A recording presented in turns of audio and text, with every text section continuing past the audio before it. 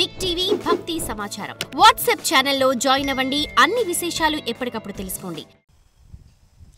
ఈ మధుర స్వరార్చనలు ఈ కమనీయ కవిత్వ సంపదల్ అమ్మా ఈ మధుర స్వరార్చనలు ఈ కమనీయ కవిత్వ సంపదల్ ఈ మురిపాల దేవతలు ఈ పదునారు మహోపచారముల్ ఈ మధుర స్వరార్చనలు ఈ కమనీయ కవిత్వ సంపదల్ ఈ మురిపాల దేవతలు ఈ పదునారు మహోపచారముల్ ఈ మమకార బంధములు అమ్మా ఈ మమకార బంధములు ఈ నదులీ సరసుల్ సముద్రముల్ ఈ మధుర స్వరార్చనలు ఈ కమనీయ కవిత్వ సంపదల్ ఈ మురిపాల దేవతలు ఈ పదునారు మహోపచారముల్ ఈ మమకార బంధములు ఈ మమకార బంధములు ఈ నదులీ సరసుల్ సముద్రముల్ నీ మహనీయ గర్భమున అమ్మా నీ మహనీయ గర్భమున నే జనించుటగాదే చేకురెన్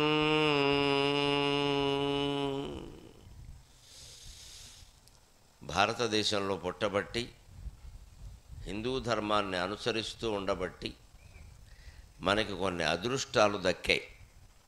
అందులో సంగీతం ఒకటి, సాహిత్యం ఒకటి,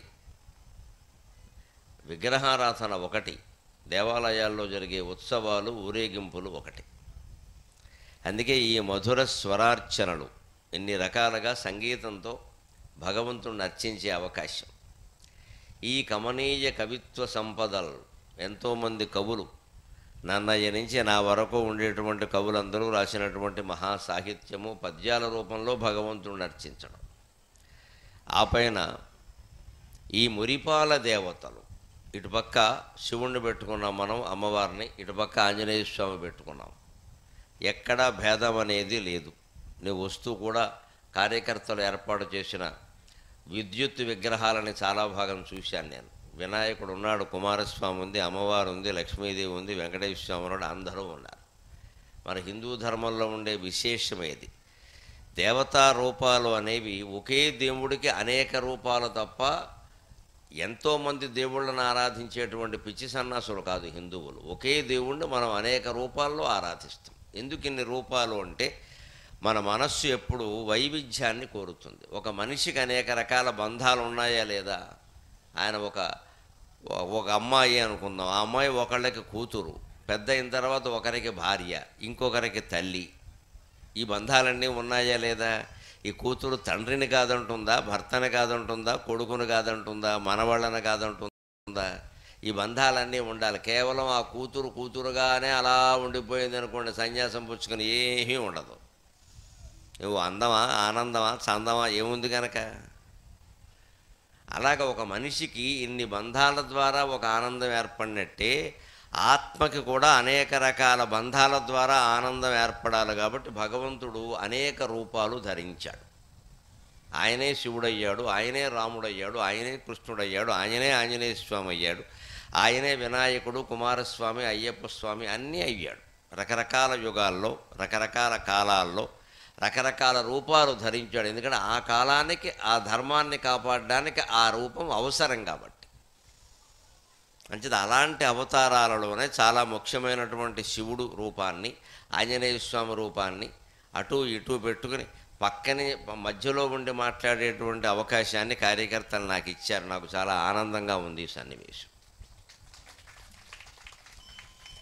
సాధారణంగా ఏదో దేవాలయంలోనే మాట్లాడినా కొంచెం దూరంగా ఎక్కడో ఉంటుంది.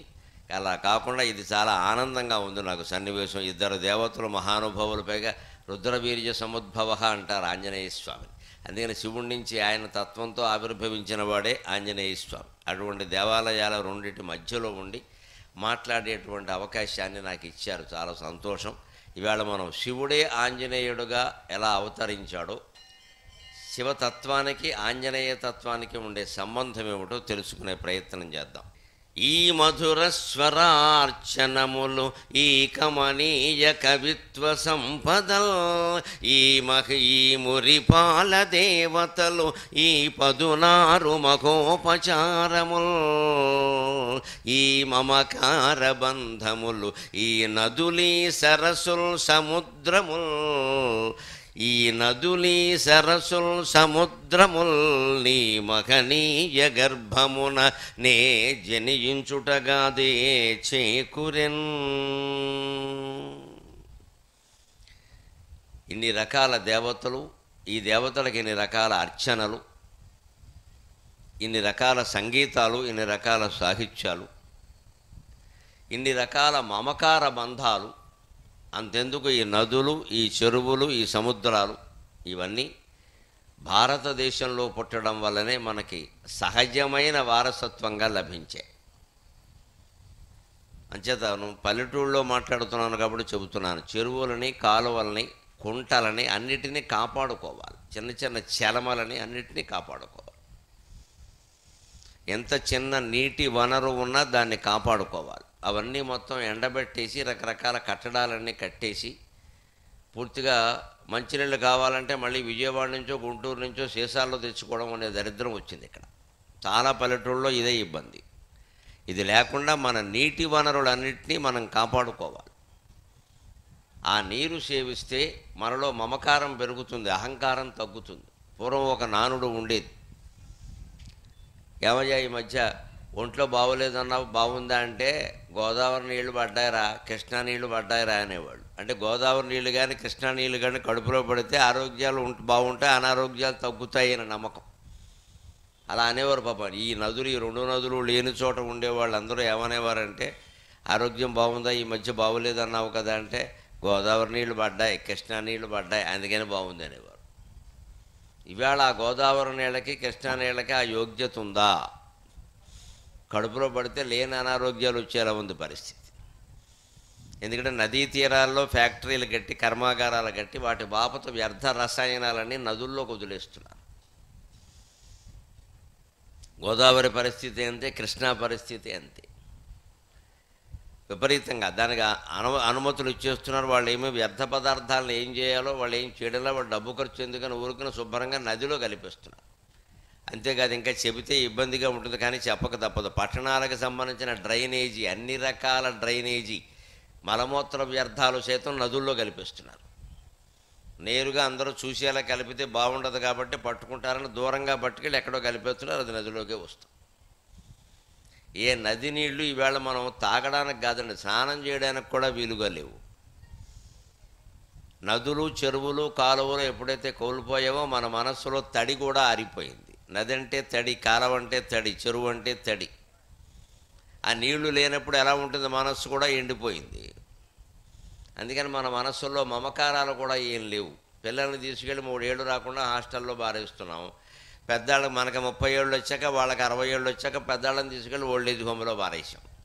ఇద్దరు ఉన్నాం ఇంట్లో, మొగుడు పెళ్ళం, వాళ్ళు కూడా కొట్టుకు చూస్తున్నారు. వాళ్ళు ఏమో సామరస్యంగా ఏం లేరు. మీకు జీవితాలు ఎందుకో అర్థం కాదు. అక్కడి నుంచి ప్రతిదానికి నోము, వ్రతము, తీర్థము, యాత్ర, పుణ్యం అని మొదలెట్టం. ఎక్కడ అసలు ఈ తగాదాలు ఎందుకు వస్తున్నాయో మనిషి ఆలోచించట్లా. ఇది పోవడం ఎలాగా అని ఆలోచిస్తున్నాడు. కానీ మమకారమే ఉంటే ఇన్ని రకాల తగాదాలు రావు. అసలు పెద్దవాళ్ళని ఇంట్లోంచి పంపం, పిల్లల్ని ఇంట్లోంచి పంపం.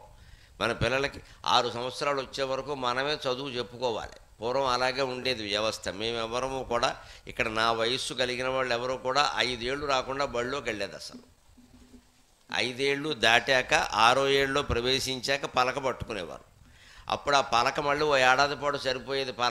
పలకకుండా కూర్చోవడమే. తర్వాత అప్పుడు పుస్తకం. ఇప్పుడు 2.5 ఏళ్ళు దాటగానే ఇంకా బళ్ళో వేయలా అని పక్క వాళ్ళు అడుగుతున్నారు మనల్ని. ఎందుకంటే వాడిని బళ్ళో బారేస్తే మన ఫోన్లు, మన యూట్యూబ్లు, మన టీవీలు మనం చూస్తూ కూర్చోవచ్చు, మనకు గొడవ లేదు. ఏమన్నా అయితే మాస్టర్లది పూచి. వాళ్ళు ఏం చేస్తున్నారు, చక్కగా ఇంకా బాగా పిండి వసూలు చేస్తున్నారు డబ్బులు. మీకు పిల్లలకి పట్టణాల్లో స్కూల్స్ ఉంటాయి, మంచి పెద్ద పెద్ద నగరాల్లో. గుర్రపు సారీ నేర్పుతాం, క్రికెట్ నేర్పుతాం, ఒలింపిక్స్ గేమ్స్ నేర్పుతాం, చదువు తప్ప అన్నీ నేర్పుతారండి. ఒడ్డు ఉన్న కుర్రాడికి గుర్రపు సారీ ఎందుకు పని లేక? ఊళ్ళో గాడిత్తంతే ఏం చేయాలో తెలియదు వీడికి, గుర్రపుసారి నేర్చుకుంటాట. పల్లెటూళ్ళు తిరిగేవాడికి గాడిత్తంతే ఏం చేయాలి, దాన్ని గోకుండా ఉంటే అది తనకుండా ఉంటుంది, వీడు గోగుతాడు పనిగట్టుకుని తంతుంది. గాడిత్తంతే ఏం చేయాలో తెలియదు, కానీ గుర్రపుసారి నేర్పుతాం. హార్స్ రైడింగ్ అని ఎవడో విజయవాడ సెంటర్లో బోర్డు ఎట్టగానే హార్స్ రైడింగ్లో చేర్చాం మా వాడిని అంటాడు. ఇక్కడ దానికి ₹1,00,000 వసూలు చేస్తాడు వాడు. వీడికి ఇంట్లో సంసారం ఎలా రైడింగ్ చేసుకోవాలో తెలియదు, ఇక్కడ హార్స్ రైడింగ్ చేస్తాడు. ఈ మోజుల నుంచే బయటపడి మన ప్రాచీన సంస్కృతిని సంప్రదాయాన్ని కాపాడుకోవడానికి ప్రతి ఊళ్ళోనూ ఒక దేవాలయాన్ని కట్టి ఆ దేవాలయంలో దేవుడి యొక్క తత్వాన్ని తెలుసుకుని మన జీవితానికి అన్వయించుకుని ఆచరణలో పెట్టమని చెప్పడానికే ఈ ప్రవచనం. అందుకే ఇది శివాంజనేయ తత్వం. For more videos like this, subscribe Big TV channel.